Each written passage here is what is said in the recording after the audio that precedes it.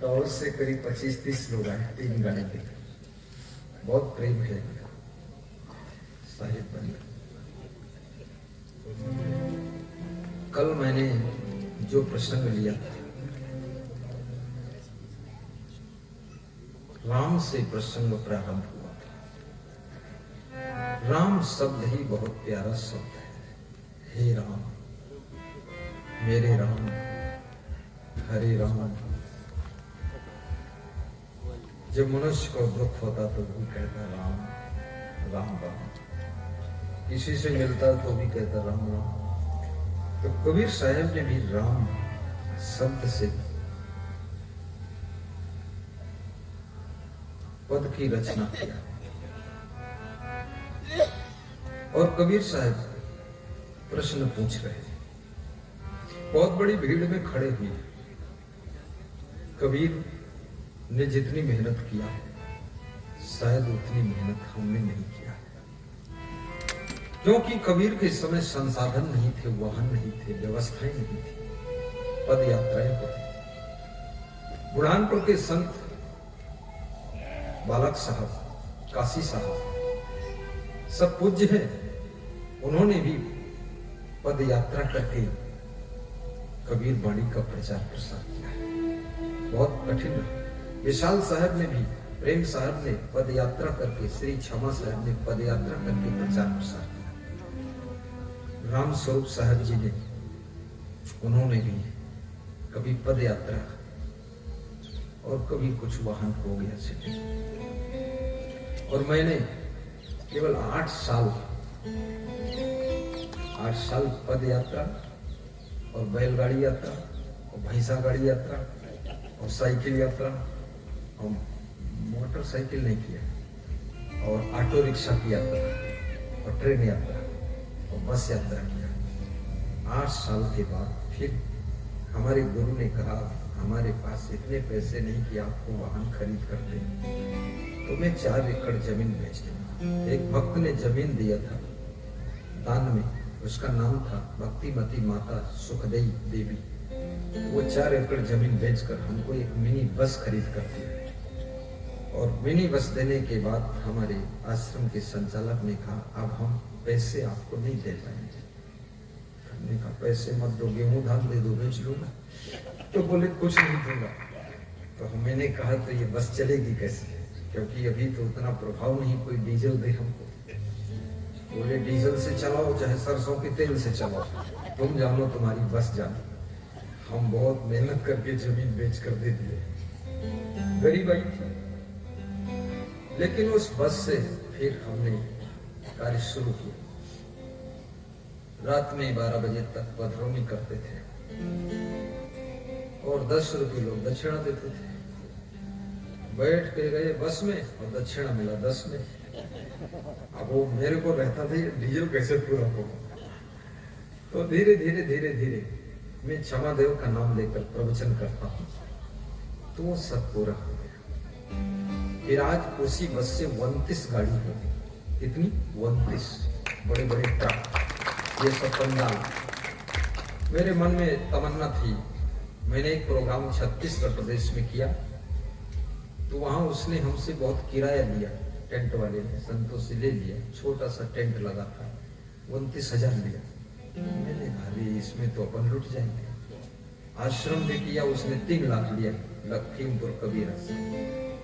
तो हमने कहा अपने साथ में टेंट हो तो भक्त का भी कम खर्चा है और अपना भी बचेगा कुछ, ऐसा सोचा।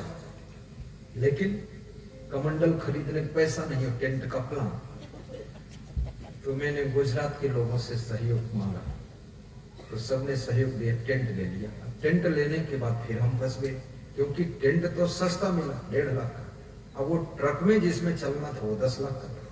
हमने कहा अरे ये तो भैंस की जंजीर सस्ती भैंस में ये कहां फंस गई, जाएगा कैसे। फिर सोचा, तो फिर यूपी के भक्तों ने दान दिया, तो ट्रक लिया। ट्रक अब साधु बढ़ गई, संख्या हो गई तो जगह नहीं बैठने की, तो हमने कहा ट्रक के ऊपर बैठो। यानी बहुत कष्ट भी हुआ है, लेकिन आज की तारीख में हम बहुत सुखी भी हैं सुखी तो खैर सदैव रहे, दुखी कभी नहीं हुए।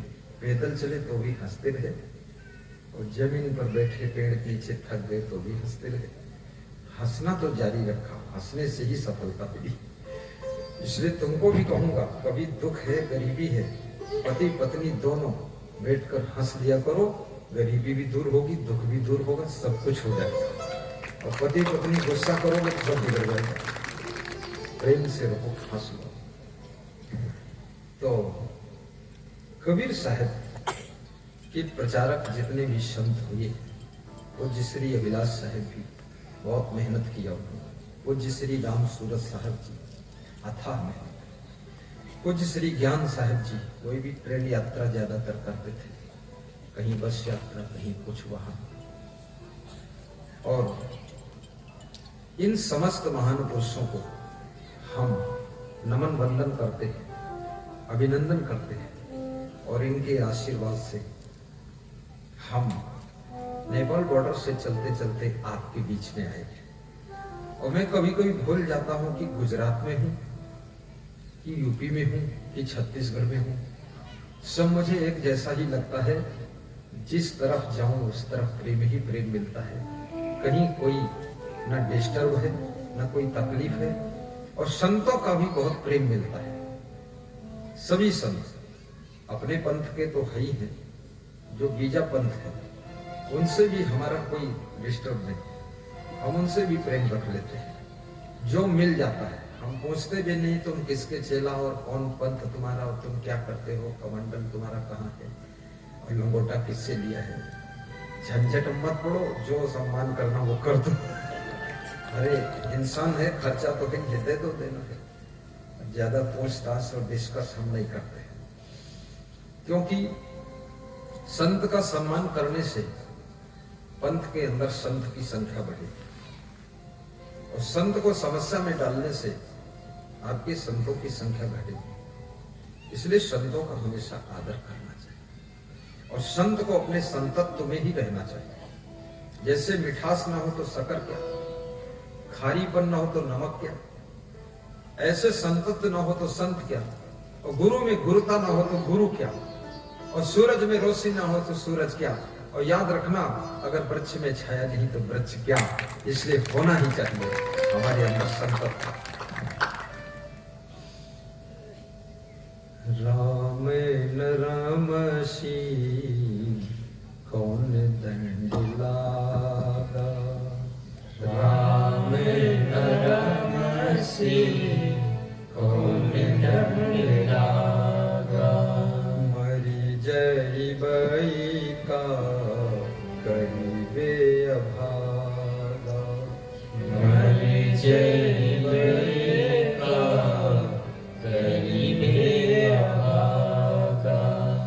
कोई तीरथ कोई मुंडित केसा, कोई तीरथ कोई मुंडित केसा। पाखंड मंत्र धर्म उपदेशा, पाखंड मंत्र धर्म उपदेशा। विद्या वेद पढ़ी करे हंकारा, विद्या वेद पढ़ी करे हंकारा। अंतकाल मुख हाँकई छारा, अंतकाल मुख हाँकई छारा।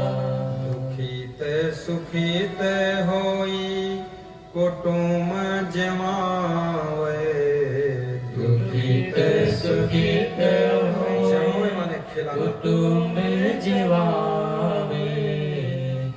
मरण बारिक सर दुख पावे, मरण बारिक सर दुख पावे। कहाई कबीर कली है खोटी, नहीं कबीर करे है खोटी। जो राह करवासो निकरई टोटी। जो रह करवासो निकरई टोटी। बोलिए सदगुरु कबीर साहिब की जय। सभी श्रोता धैर्य रखना, क्योंकि दर्शन के बाद सत्संग श्रवण करना चाहिए, ताकि कैसा जीवन जीना है इसका मार्गदर्शन भी आपको मिल सके। दर्शन मार्गदर्शन से कल्याण होता है। कोई ये मत सोचना कि देर रात तक चलाएंगे, नहीं, समय पर विराम दे दूंगा। राम न रमस कौन दंड रखा। कबीर साहब पूछ रहे थे कि हे मनुष्य, हे इंसान, हे नर नारियों, तुम राम में रमण नहीं करते हो, तुम्हें कौन सा दंड लगा, कौन सा पाप लगा, तुम्हारे पुण्य क्या छेड़ हो चुके, भक्ति क्यों नहीं कर रहे। ये शरीर, कल मुझे हालोल में श्री सुरेश चौधरी जी मिले, उम्र 37 वर्ष, कह रहे थे कि ये मनुष्य का शरीर जो मिला, इसका लोगों को ज्ञान नहीं, ख्याल नहीं, ये सेवा परोपकार के लिए मिला है। गाय घास खाती और दूध बनाकर देती है, हम दूध पीते हैं, हम इस संसार को क्या देते हैं। पेड़ पौधों की जड़ में हम गोबर डाल देते हैं, गंदा पानी डाल देते हैं, कचरा डाल देते हैं, और सब उसके रस को खींचकर वो हमें मीठे मीठे आम के फल देता है, अमरूद देता है। लेकिन उस अमरूद को खाकर, आम को खाकर हम क्या काम करते हैं, क्या काम करते हैं। चोरी, झूठ, गाली, गुस्सा, निंदा, बुराई, चुगलीचाई, उल्टा पलटा काम। दूध पीकर, सुबह पीते हैं दूध और शाम को फिर पीते हैं दारू। दोनों में एक ही मिलाई हो कबीर ज्ञानी। नहीं नहीं, शराब कभी नहीं पीना है। फल खाओ, जीवन को सफल बनाओ, और दारू कभी मत पियो, क्योंकि शराब, बात पैसे की ज्यादा नहीं, पैसा आप कमाते हो, आप अपने पैसे से खरीदते हो, पीते हो, लेकिन शराब आपके स्वास्थ्य को बर्बाद कर देती है। शराब आपकी बुद्धि को भ्रष्ट कर देती है। शराब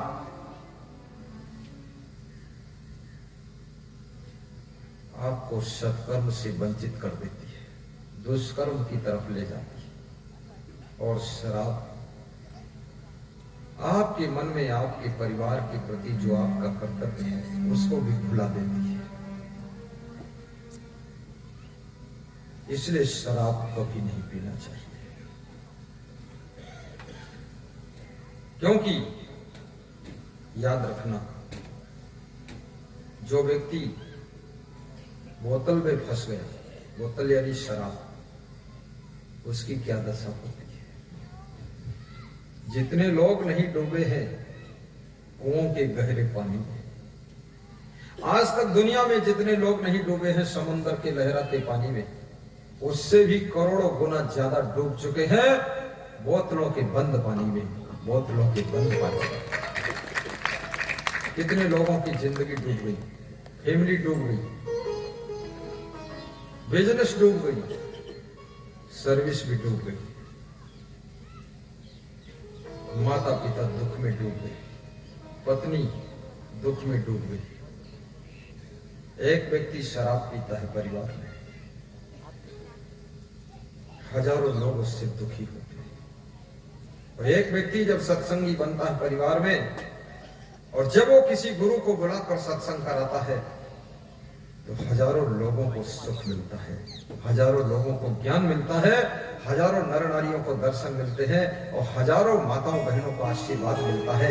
एक व्यक्ति की भक्ति से न जाने कितने लोगों को सुख शांति मिलती है, और एक व्यक्ति शराबी बन जाए पूरे फैमिली और रिश्तेदारों को भी तबाह कर देता है। बोलिए सद्गुरु भगवान की जय। शरीर में नशा की जरूरत नहीं, नशा छोड़ो, नशा करना है तो हमारे महान भक्त श्री राम बिहारी यादव बॉम्बे वालों जैसा नशा करो। देखिए उनको भक्ति का नशा चाहिए।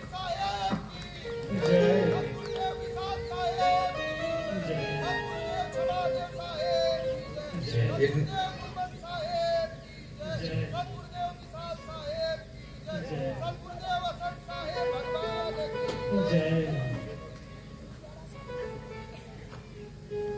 इनकी बेटी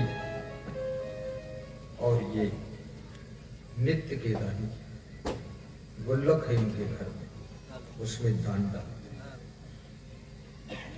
अभी कल एक भक्त बड़ोदरा से आए थे, उनका नाम है सुभाष जायसवाल, मूल निवासी गोंडा। कह रहे थे गुरुदेव इतना परेशान हो गया, इतना दुखी हो गया, शरीर से भी बीमार, बिजनेस भी यूं पे हो गया। बोले मैंने एक गुल्लक लिया, उसमें दान डाल देना, रोज प्रवचन सुनने लगा, बीमारी उसी दिन से दूर होने लगी और उसी दिन से बिजनेस भी संभलने लगी। आज वो स्थिति आ गई है कि इनोवा गाड़ी में 30 लाख की गाड़ी में चलता, ये स्थिति है। जो नित्य दान करता है, नित्य ज्ञान सुनता है, नित्य प्रवचन सुनता है, नित्य ध्यान करता है और नित्य माता पिता को धन्यवाद देता है, चरण स्पर्श करता है और नित्य गुरु की वंदना करता है, याद रखना उसके पाप ताप संताप त्रैताप श्राप सब कट जाते हैं और उसके लिए सीधा स्ट्रेट रोड प्राप्त होता है। जो पुण्य का रास्ता है उस पर चल करके वो सुख शांति का भागीदार होता है। इसमें ऐसे कितने भक्त हैं जो नित्य प्रवचन सुनते हैं? हाथ ऊंचा करके बताए, दोनों हाथ उठा सकते। कमाल है, लगभग 60% लोग सुनते हैं, बाकी लोग क्या सुनते? प्रपंच। व्यस्तता तो जिंदगी में रहेगी, जब तलक है जिंदगी फुर्सत ना होगी काम से, लेकिन कुछ समय ऐसा निकालो प्रवचन सुन लो आराम से। व्यस्तता खत्म होने वाली नहीं। प्रधानमंत्री भी प्रवचन सुन लेते हैं कभी कभी, लगता है तुम्हारे पास में उनसे भी ज्यादा जिम्मेदारियां। और के भक्त कह रहे थे गुरुदेव खेत में सब्जी बोता हूं, मोबाइल में प्रवचन चालू कर देता हूं और जेब में मोबाइल रख लेता हूं और सब्जी का काम करता रहता हूं, प्रवचन सुनता रहता। गाड़ी में यात्रा करो तब भी प्रवचन सुनो। सत्संग ज्ञान देता है। यूपी का एक भक्त कह रहा था मेरा स्वभाव भस्मासुर था। भस्मासुर समझते बहुत क्रोधी, गुस्सा बहुत आता। बोले गुस्सा के कारण मेरा प्रमोशन भी रुक गया और गुस्सा के कारण घर में खटपट बहुत हुई, घर बिगड़ने लगा। लेकिन जब से प्रवचन सुनना शुरू किया 90% गुस्सा शांत हो चुकी है। अब घर भी बन गया है, कार भी आ गई है, संस्कार भी बदल गए हैं और आपकी कृपा से अब घर में रहने का मन होता है। नहीं तो अपने ही क्रोध के कारण घर से भागने का मन होता है। कितने लोग स्वयं बहुत क्रोध करते हैं और स्वयं घर से भागना भी चाहते हैं। क्रोध शमन को काल है, क्रोध है जंजाल। शिव दुर्वासा क्रोध बस बहुत भय बेहाल। गम खाना सीखो, सहनशील बनो। सहनशीलता ही राम रस है, गम खाना ही राम रस है और क्रोध के जहर को पीना ही भगवान शंकर की पहचान है। जो क्रोध के जहर को पी जाए वो शंकर भगवान है, शंकर भगवान। महादेव बनिए।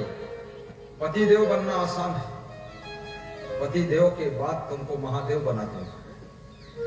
घर का जितना जहर है सब उठाकर पी लो, घर के जितने टेंशन दुख सब पीकर हजम कर जाओ, मुस्कुराते रहो।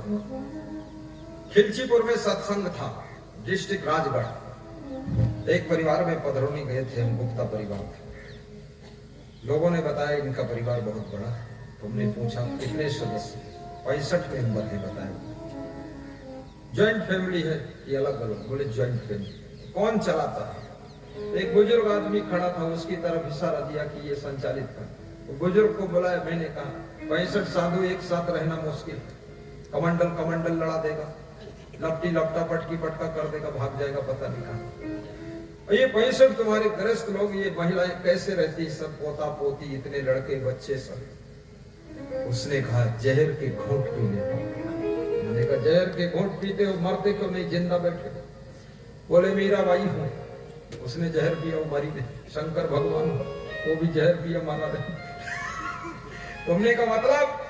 बोले मीरा जैसी भक्ति मेरे अंदर है और शंकर जैसी सहन शक्ति भी मेरे अंदर है, इसलिए इस परिवार को मैं चला पा रहा हूं। किसी बड़े संगठन को संचालित करने के लिए, संगठन को जोड़ने के लिए बहुत बड़ी सहनशीलता की आवश्यकता पड़ती है।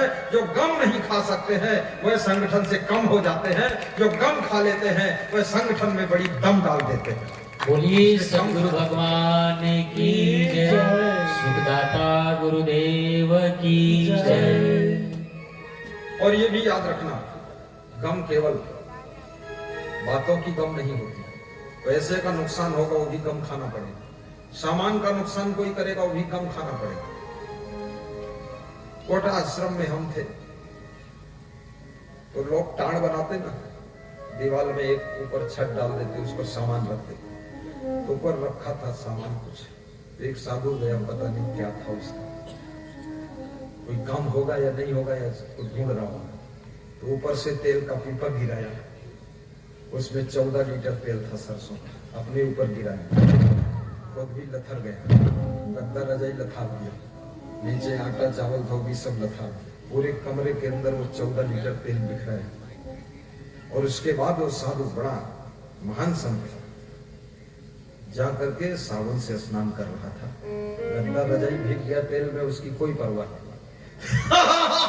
तो एक छोटा साधु मेरे पास है, बोले गुरुजी तेल ऊपर से गिरा दिया है, सब गद्दा रजाई भीज गया है, और वो खुद जाए के साबुन लगाएगा, स्नान कर रहे उनको उठाई नहीं। तो हमने कहा चलो नहाने दो। मैं खुद गया, 3 घंटे। अब उसमें जो जाए, कमरे में फर्श लगी, कोटा स्टोन, तो उस पर तेल सरसों का तो फिसल कर सट से गिरे। तो हमने कहा ये तो संभालने कठिन मामला है, 10-12 रजाई गद्दा भी खराब हो गया है। तो हमने कहा ऐसा करो, इसके ऊपर एक दरी डाल दो, दरी से गद्दा खींच लो, फिसल फिसल करती हो। खिंचवाया, सब धुलवा धुलो कर डल गए। 3 घंटा हम भी जुटे, 8-10 साधु जुटाए, साबुन पाउडर घोरवाए बाल्टी में। हमने कहा इसको डालो तभी ये चिकनाई खत्म हो। धुलवाया तो एक साधु दूसरी जगह से आया था, वो बोला अगर इतनी गलती मेरे गुरु के चेले से हो जाती तो तुरंत वो बोल देता चलो चलो चलो चलो निकलो। बोले आपने हंसते हंसते सब सह लिया।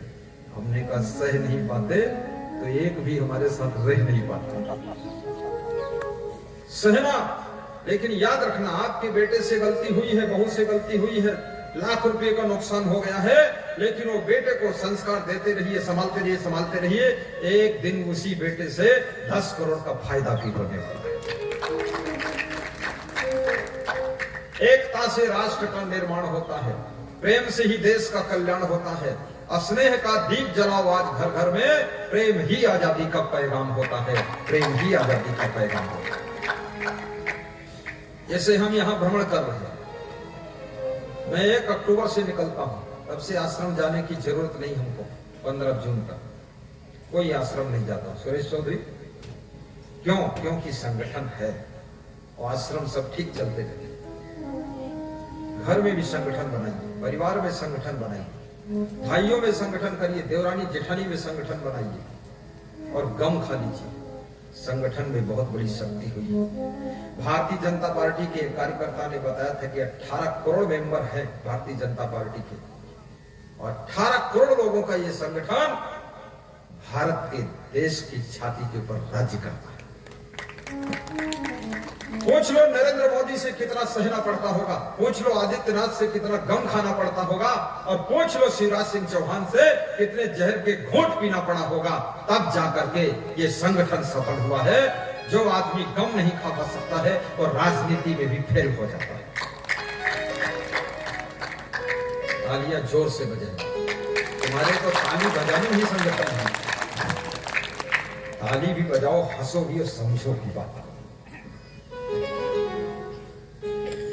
वो शहर नहीं जिसमें गंदगी साफ करने के लिए नाली ना हो,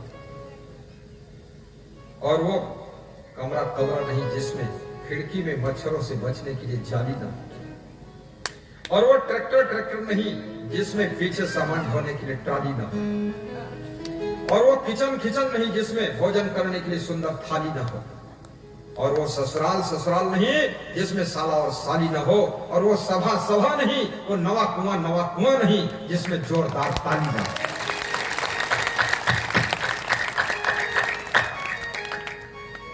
अब लोगों को थोड़ा शक्ति मिली, क्यों? क्योंकि साला साली का नाम आया, इंजेक्शन लग गया। 80 साल का बूढ़ा व्यक्ति खाट पर पड़ा हो, उसको कोई सूचना दे दे तुम्हारी साली आ रही है, उठकर तुरंत बैठ जाता, किधर से आ रही, देखता। साली का रस ही अलग। हमारे रसिक भाई यहाँ इंजीनियर बोरीली वाले यहाँ खड़े फूल बांट रहे थे। जब उनके ससुराल वाले लोग आए तो मुस्कुरा कर कहा, ये ससुराल गाँव हमने कहा बड़ा ध्यान रखते ससुराल। फिर उनका जन्म गांव टोकरो वाले तो बोले हाँ ये जन्म गांव के। रिश्तों का सम्मान करना चाहिए। धन्य हो श्री रसिक भाई, धन्य हो। बोरेली के जितने भक्त आए उनको हम धन्यवाद देते हैं। बोरेली में बड़ा कार्यक्रम करने की योजना बन रही है। हमारे शशिकांत भाई के जीजा जी वही भी कार्यक्रम में अगुआ रहेंगे। खड़े हो जाओ, कहाँ ये नाम बता दो। प्रताप भाई, इनका भी प्रताप रहेगा। रसिक भाई का महा प्रताप रहेगा। और जितने बोरेली के लोग हैं मैं सबसे कहूंगा सब एक साथ जुड़ जाना, क्योंकि याद रखना हजारों चेटियां निकल जाए कोई देखता नहीं, पैर से रौंद देते हैं लोग। अगर 10 हाथी निकल जाए तो उनको देखने के लिए सब खड़े हो जाते हैं, रौंदने वाला कोई नहीं। इसलिए बड़ा प्रोग्राम करने की आवश्यकता। ठीक है, धूमधाम मचनी चाहिए। बैठिए विराज जी।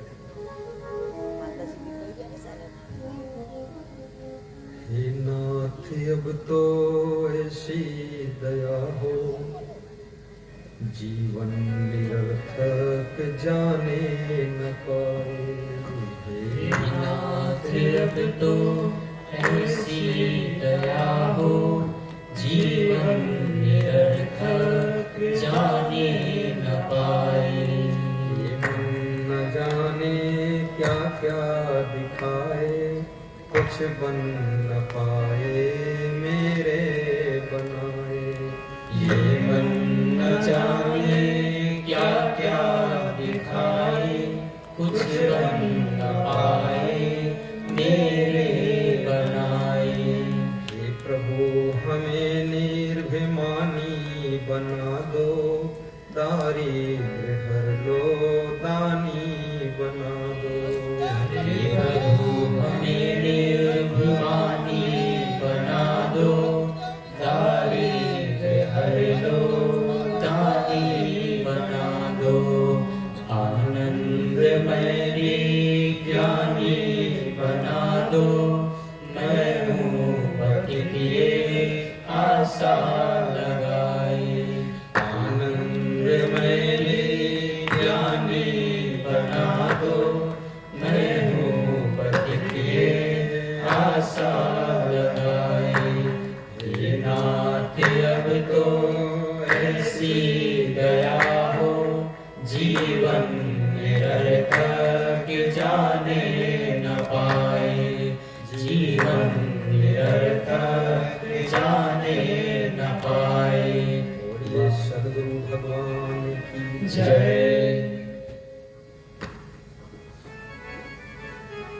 एकांत में 5 मिनट बैठकर शांति से अकेले सोचिए, ये जीवन निरर्थक तो नहीं बीता जा रहा।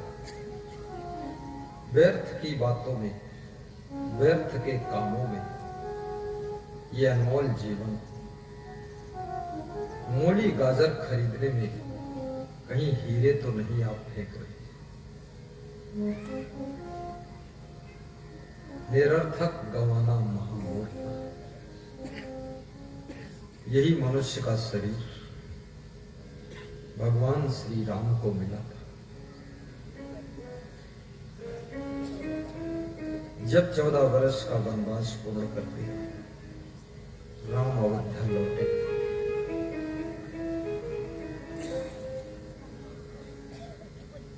सबके घर की छतों के ऊपर द्वारों पर जलते हुए दीपक देखा।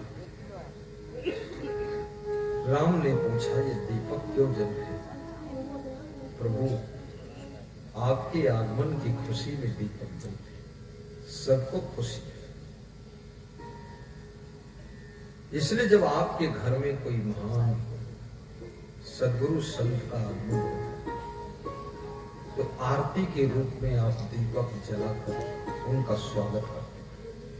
दीपक प्रकाश करता है, जब प्रकाश होता है तो अंधकार दूर होता है।